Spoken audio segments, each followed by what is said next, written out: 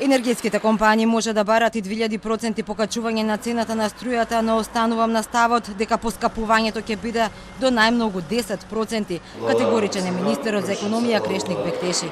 Неговото тврдење е контра на тоа на регулаторна. Првиот човек на комисијата, Бислимовски, го уклучи алармот дека досегашните пресметки според барањата на енергетските компании без Ева на Хом покажуваат дека цената би се зголемила за 38%. Секако дека нивно право е, тие не само 100%, може да барат и 2000% зголемување, но колку ќе се прифати, тоа ќе видиме во наредниот период.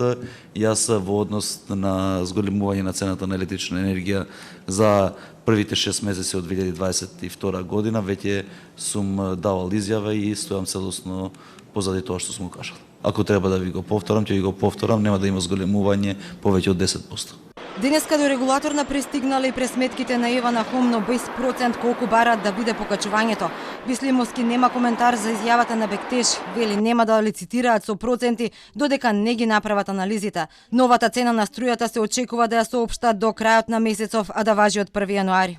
Регулаторната комисија за енергетика нема да лицитира со цени на електрична енергија, се додека не ги направи анализите на од поднесените барања на компаниите.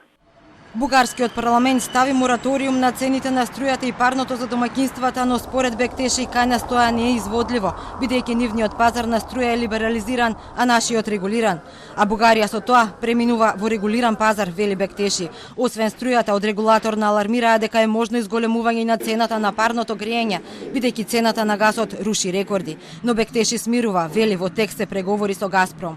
Високите берзански цени пак на енергенците веќе ја поскапеа и храната, а се очекува цените да растат идната година поради енергетската криза. Но Бектеши тврди, тоа не го кажуваат бројките на статистика.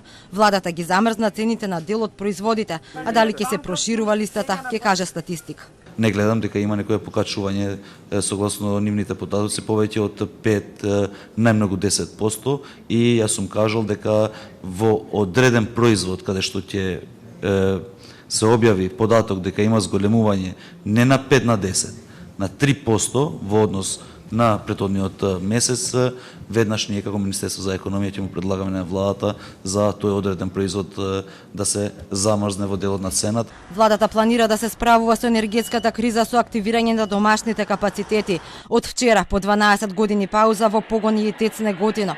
За зголемување на ликвидноста пак на ЕСМ и МЕПСО поради високите берзански цени на струјата беа одвоени 65 милиони евра од буџетот. Бектеши каже и дека се обезбедени дополнителни 15 милиони евра за набавка на мазут за ТЕЦ Неготино.